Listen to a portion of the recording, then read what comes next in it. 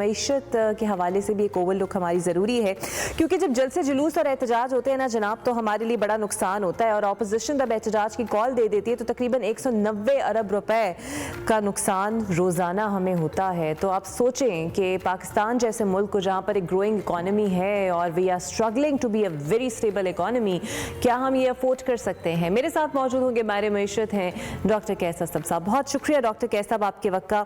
Sir, 18 माह में PTI एहतजाज से निपटने के लिए 2 अरब 70 करोड़ रुपए खर्च हुए। रोजाना का 190 अरब रुपए का नुकसान हम बर्दाश्त कर रहे हैं। क्या हम इसके मुतहम्मिल हो सकते हैं?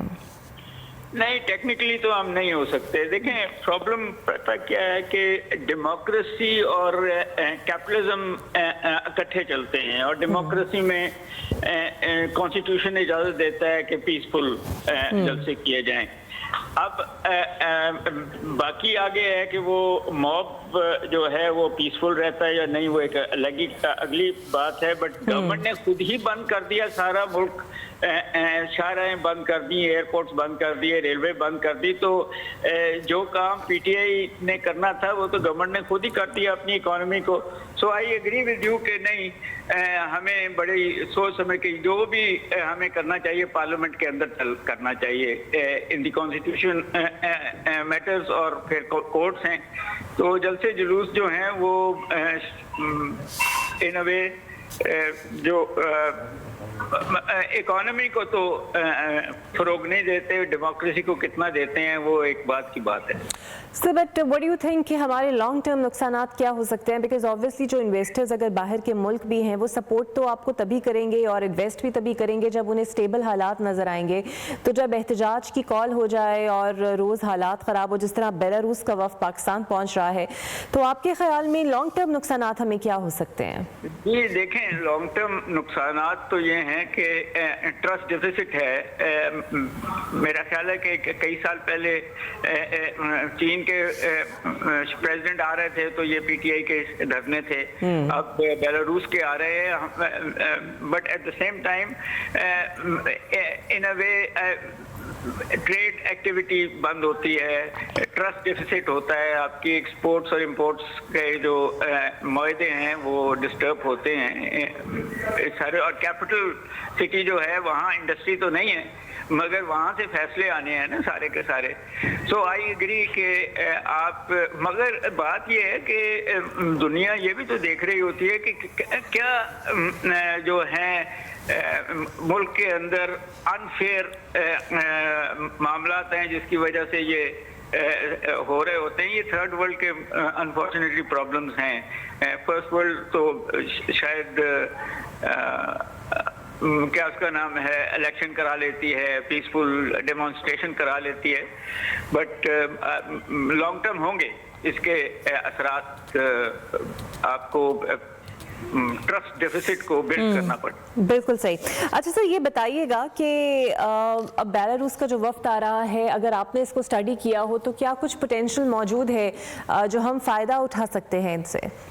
देखें, बात यह है कि पोटेंशियल हर मुल्क से होता है। सवाल तो इतना है कि आपने अपने मुल्क के अंदर क्या पिन पॉइंट कर लिया है कि हमने क्या क्या बनाना है और क्या क्या किसको बेचना है।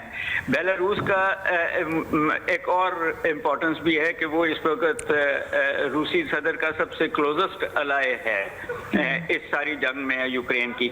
तो आप बेलारूस का जब इतना बड़ा वक्त आता है तो इसका मतलब यह है कि कवर्टली आप रशिया के साथ भी कोई दोस्ती कर रहे हैं और ब्रिक्स के अंदर भी कोई आप एंटर होने की कोशिश कर रहे हैं। आपको याद होगा कि ये जो इस्लामाबाद में एससीओ कॉन्फ्रेंस हुई थी तो उसमें उस कॉन्फ्रेंस में बेलारूस को मेंबर बनाया गया था एससीओ का।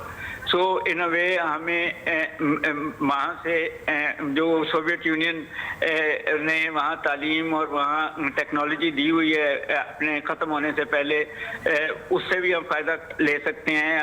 हम बहुत सारी चीज़ें अपनी टेक्सटाइल्स और बहुत सारी चीज़ें बेच सकते हैं, अपने चावल बहुत सारे बेच सकते हैं, वो बहुत मकबूल हैं उन मुल्कों में इन दी कॉन्टेक्स्ट। मगर मैं जो बात कर रहा हूँ वो ये है कि हमें देखना पड़ेगा कि और कौन सा कंपैरेटिव एडवांटेज हमें है कि हम बना के इन मुल्कों को, और ये बहुत ज़रूरी है कि जो एक्स सोवियत यूनियन के मुल्क हैं, ये बेलारूस भी हो गया और रूस खुद हो गया और फिर इधर सेंट्रल एशिया के मुल्क हैं, इनसे दोस्ती करनी बहुत ज़रूरी है क्योंकि टेक्नोलॉजिकल लेवल पे वो खासे एडवांस हैं। उतने तो नहीं है जितना वेस्टर्न यूरोप है, मगर अगर वेस्टर्न यूरोप से आपको टेक्नोलॉजी ट्रांसफर नहीं हो रही तो ये मुल्क बिल्कुल आपको, आपके इनकी यूनिवर्सिटियां, हम लोग वहीं से ट्रेन हुए हैं तो इंटरनेशनल लेवल पे हैं, तो आपके स्टूडेंट्स जा सकते हैं और उनके स्टूडेंट्स भी इधर आ सकते हैं बहुत सारी चीज़ें सीखने के लिए। बिल्कुल सही। और फिलहाल जितने भी स्टेप्स लिए जा रहे हैं इकॉनमी को लेकर और बार बार एक मुस्बत अशारिये की गूंज हमें सुनाई देती है, अशारिये चाहे मुस्बत हो, आपको लगता है सिम्त भी दुरुस्त है? देखें, बात यह है कि मुझे ये तो नज़र आ रहा है कि हम एक ग्रोथ ट्रैजेक्टरी पे चले हैं, मगर दो बातें बहुत इंपॉर्टेंट हैं। एक तो ये है कि वो बहुत स्लो है हमारी ग्रोथ, 1.5 से 2.5 तक आ गई होगी, 2.8 तक आ गई होगी, 3 तक चली जाएगी 2025 तक। हमें 6 पे जाना है। जो हम पॉपुलेशन ग्रोथ है उसको मिटिगेट करने के लिए हमें डिवर्सिफाई करना है अपनी इंडस्ट्रियल डेवलपमेंट को, हमें अपनी एग्रीकल्चर को इंटरनेशनल लेवल पे लेके जाना है।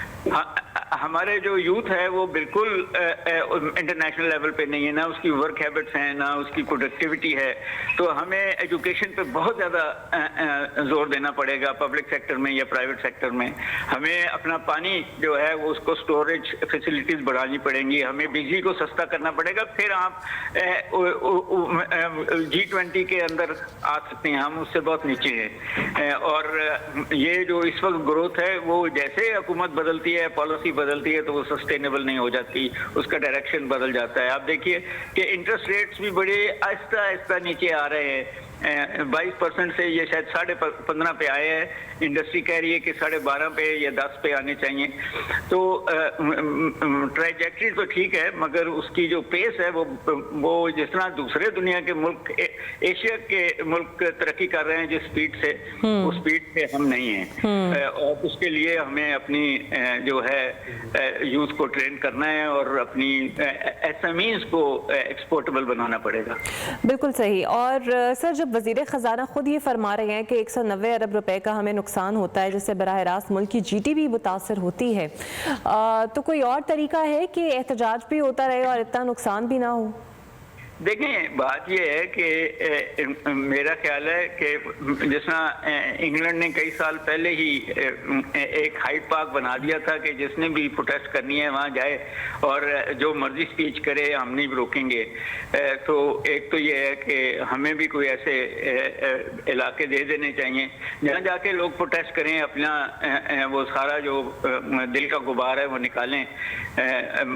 जितना आप चीज़ों को रोकेंगे उतना वो भड़केंगे। सो इसका मतलब यही है कि आप प्रोटेस्ट को कॉन्स्टिट्यूशनली इजाज़त भी दें, मगर ये भी ना इजाज़त दें कि लोगों के जो है रास्ते बंद हो जाएं।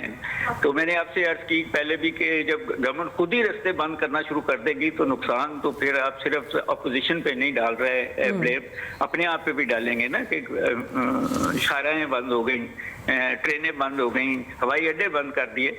तो that is not how things happen. बाकी ये है कि मेरा ख्याल है कि एक डायलॉग होना बहुत ज़रूरी है एट डिफरेंट लेवल्स। जब आप दो चीफ मिनिस्टर्स एक दूसरे को बुरा भला कहते रहें तो ये डेमोक्रेसी के हक में नहीं है। आप एक दूसरे की मिस्टेक्स को तो बिल्कुल बता सकते हैं कि जी उसने ये गलतियाँ की। आपको याद होगा कि यही PMLN की गवर्नमेंट पीपल्स पार्टी को कहती थी कि कराची में आपने वो डेवलपमेंट नहीं की जो हमने लाहौर में की। अब वो पार्टनर्स हैं इसी गवर्नमेंट में।